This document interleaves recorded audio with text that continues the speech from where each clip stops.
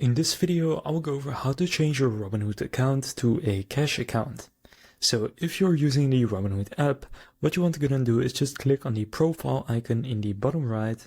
And then from there, for you, it will look a bit different since this is the EU app and you're probably on the US app. What you want to do is tap on menu or settings, then under account settings, select investing, and then tap day trade settings or account type, and then choose switch to cash account and just follow the prompts. Now, if you're using the Robinhood website, then go to robinhood.com and log in, click your account icon and go to settings as well. Then under investing, look for day trade settings and account type, and then select switch to cash account. So what changes when you switch? You will only trade with settled cash, so no margin, and you won't be subject to pattern day trading rules since cash accounts aren't margin accounts. Now you do lose instant settlement. Stock sale proceeds take 2 business days to settle before you can use them again. So that's how to switch to a Robinhood cash account.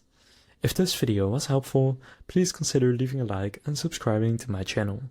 With that being said, I will see you in the next video.